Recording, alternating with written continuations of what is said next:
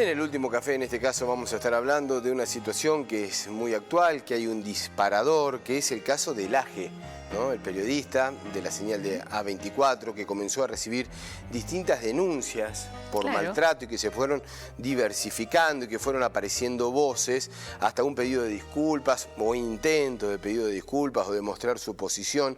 Pero lo cierto es que una vez más lo que se descubre es el maltrato y una perspectiva de género ausente en distintos lugares laborales. En todos los ámbitos, ¿no? Mira, en este caso son denuncias por hostigamiento, maltrato laboral y acoso sexual, pero una cadena de maltratos, como vos decías. Y se da como cuando empieza, ¿no? Esta situación. Aparece un punto y uno va tirando y comienzan a aparecer todas las divergencias y los distintos puntos en donde se fue ramificando y terminó, bueno, en este caso que es realmente con distintas acusaciones. Bueno, en este caso comenzó con la denuncia de Liliana Parodi, que es productora de reconocidos medios de comunicación de Argentina. Bueno, y como vos decías, de ahí, a partir de ahí se desprendieron un montón de otros casos. Antonio Laje sigue trabajando. Sí, en este caso sí, allí está confusa su situación, ¿no? Bueno, todavía está trabajando, ha pedido disculpas, hay que ver qué hace la señal a fin de año y demás. Pero en este caso los medios de comunicación, pero lo podemos ampliar, la perspectiva de género ausente en los distintos lugares laborales en donde se convive con el género. Estamos con Lucía de Carlos, que es abogada con perspectiva de género, justamente, coordinadora del área de género de la Defensoría del Pueblo, y Luz Federiche, que es comunicadora social, bueno, también allí involucrada en este tema, ¿no? De manera más cercana, porque es la profesión también la que está llevando adelante de Luz. ¿Cómo le va, chicas? Muy buenos días. Hola, buenos días. Bueno, ¿cómo anda? Un placer, como siempre, tenerlas por aquí, ¿eh? Igualmente. Lucía, es más común de lo que pensamos, ¿no? Esto que ahora se visibiliza, como lo decimos siempre, porque se viraliza a través de los medios de comunicación y son figuras públicas, pero ¿cuánto maltrato que hay, cuánto abuso en silencio? Hay mucho maltrato, bueno, en este caso y en la mayoría de los casos suele disimulárselo, ¿no? Sobre todo cuando es en ámbitos laborales, como cierto grado de exigencia que se requiere de los profesionales y trabajadores del sector, como ciertos estándares de la empresa o el lugar de trabajo, pero la realidad es que hay que ser muy cauteloso a la hora de plantear tales exigencias, porque si de repente se transforman en maltrato, bueno, va a rozar muchísimas leyes vigentes que van a empezar a entrar en conflicto, como en este caso, bueno, la legislación laboral por un lado, específicamente el maltrato y la violencia en los ámbitos de trabajo es una figura conocida como mobbing laboral que afecta muchísimo a los trabajadores y bueno, también en algunos casos, como es el caso que estamos analizando, también se conjuga con violencia de género, ¿no? Donde, como ya hemos hablado con ustedes en otros momentos, bueno, la violencia en los medios de comunicación es un tipo de violencia que está contemplada en la ley que resguarda, ¿no?, los tipos de violencia hacia las mujeres. Así que, bueno, es para estar atentos y atentas, porque realmente es un tema muy importante y que en muchos momentos de la vida lo sufrimos casi todas las mujeres.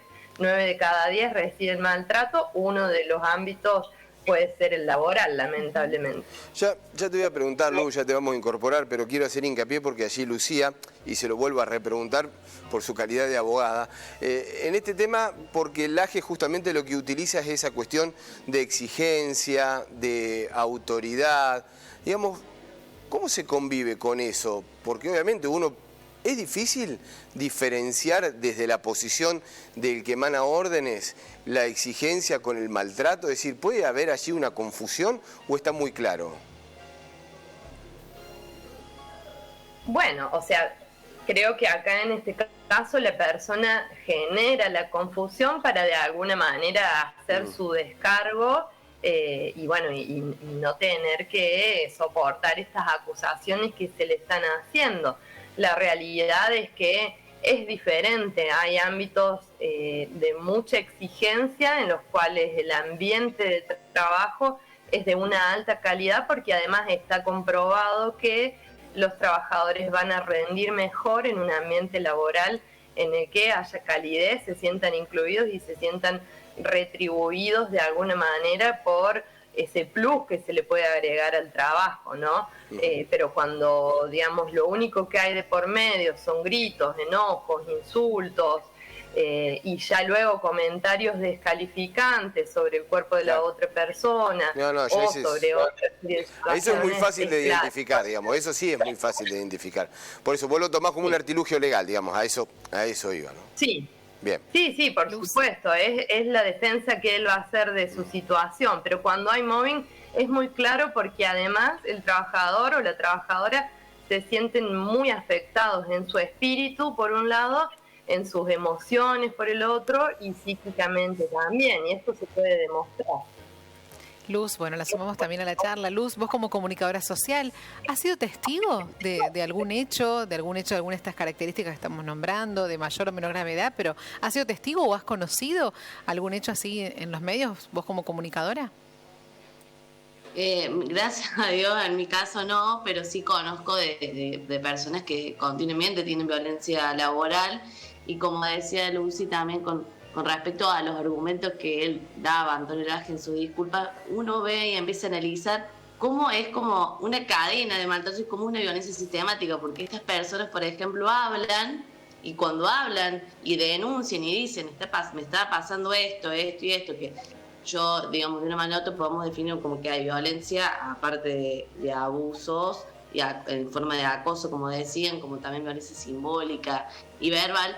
Esta persona, una vez que hablan, cuando hablan, no hay protocolo de prevención, no hay ningún tipo de precaución para estas personas que están siendo víctimas. En vez de poder a Antonio Laje, en ese momento que está siendo denunciado, poder correrlo de su rol, y a estas personas que están denunciando, poder escucharlas, que haya un asesoramiento, que haya un seguimiento, no, justamente cuando estas personas hablan, en este caso, la directora se fue, digamos, de su trabajo porque llamaron a uno de los accionistas, principal accionista, entonces levantar el tubo para seguir presionándolas, para seguir hostigándolas, y es o te callas y no perdes tu puesto laboral, o o tenés que irte porque estás hablando y estás poniendo en jaque toda esa red de poder, ¿no? Entonces me parece que la violencia laboral es otra de las violencias que emerge continuamente en este sistema súper cultural y machista, y que hay que seguir trabajando y visibilizando, porque aparte de todo esto como él que lo traducía como exigencias, sí. Ser exigente no es ser violento. No. Entonces, ni mucho menos. ¿Cómo, Mariano? No, que ni mucho menos, digo, pero él lleva a esa confusión, digamos, sí. Por eso se lo preguntaba a... Claro, por eso, esos contraargumentos que él usa, digamos, que no tienen fundamento, claro, con respecto a la denuncia de hacer una persona violenta, porque también viste que en alguna parte del discurso dice, discúlpame si te sentiste violentada, maltratada. Y no es una cuestión de percibir o sentir, es que la persona realmente fue maltratada, fue violenta. Entonces, o también otro de los discursos que decía, que a mí me quieren desterrar con mi experiencia, con mis capacidades, con mis habilidades, con trabajar con periodistas de tantos años, ¿no? Como poniendo eso en jaque, pero nunca teniendo un poquito de percepción de lo que están diciendo, que ha sido violento, que ha acosado, que ha maltratado. No, él lo fundamenta como que lo quieren desterrar, lo quieren sacar. Entonces todo el tiempo, sí, como víctima, esas formas de violencia son simbólicas, porque claro que sí. Y ahora tergiversando los argumentos, te están silenciando, te están minimizando y también manipulando ese argumento. Es como si hablo me quedo sin trabajo, entonces me siguen hostigando. Entonces, ¿y se naturaliza, Luz, se naturaliza esa postura? Digo, porque venimos todos de una estructura en donde tal vez eso era lo más común, ese trato, esa violencia de género, y que cuesta obviamente muchísimo romperlo. Ustedes, cuando digo ustedes, el colectivo, fundamentalmente ustedes, también están siendo acompañados por la sociedad toda, pero digo, cuesta mucho romper esa estructura, y tal vez estos casos hacen una perspectiva de género mucho más clara, ¿no? De lo que antes por ahí era una confusión, o no se tenía en cuenta, o era un grito, o era una manera de descalificar el trabajo de la mujer. Claro, se minimiza continuamente. Y muchas veces el caso de la presión de decir me quedo sin trabajo, cuando vos escuchas a muchas personas, muchas víctimas de esta situación que han estado contando, decían yo no tengo la culpa, entonces yo no fui la que tanto años, no era yo el problema, la que tanto años me callé. Entonces todo eso, ¿por qué? Porque hay realmente también esa violencia sexista de que ellos tienen el poder de decir, de hacer de la forma en que quieran, con la violencia que quieran, porque ellas se tienen que adaptar por ser mujer, ¿no? Por el hecho de ser mujer, ellos hay que callarse, y como que todas decían, venía mal, con problemas emocionales, a consecuencia de esa violencia y de ese maltrato, ¿no? Sí. Y también con el bajo autoestima. Es todo un trabajo de poder, o sea, no puede ser que después de todas estas denuncias, esa persona sigue trabajando como si nada. O sea, como no decía, hay protocolo de prevención ni nada. Lucía, y como decía Luz, claro, acá cuando es el ámbito es laboral cuesta mucho porque uno tiene miedo de la pérdida de trabajo. De manera legal, ¿cómo se hace? ¿Se elabora, por ejemplo, alguien está transitando por una situación así, se hace una denuncia de manera anónima o qué pruebas hay que presentar? ¿Cómo es el tránsito, el camino legal? Bueno, lo primero es recibir un buen asesoramiento porque las temáticas de derecho laboral son muy específicas, ¿no? Y luego en conjunto con el abogado particular y quizás acompañados del sindicato, que también es importante en este tipo de situaciones, tienen unos roles preponderantes, estar llevando adelante las denuncias por violencia laboral y luego, bueno, se sustancia todo lo que es el proceso dentro de ese fuero específicamente, que tiene que ver con envíos de cartas, documentos y telegramas colacionados, hasta que se pone fin a eso y se llega a audiencias en las que si se puede conciliar, se pondrá fin al conflicto y si no, se pasa a una instancia judicial, en la que ahí ya las pruebas serán determinantes. Claro. Siempre en la legislación laboral, va a haber una predisposición en favor del trabajador porque se entiende que es muy asimétrico el vínculo y la situación en la que está el empleado y el empleador. Así que los medios de prueba van a ser amplios y van a facilitar de alguna manera que el trabajador pueda probar todo esto que vivió.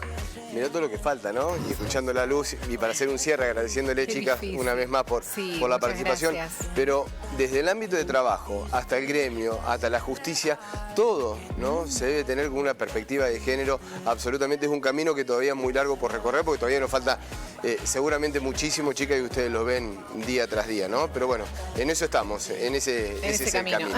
Ojalá que podamos llegar más rápido de lo que vamos. Gracias, muchas gracias, Lucía, chicas. Gracias a ustedes, Mariano, gracias por el espacio. Hasta luego, un abrazo.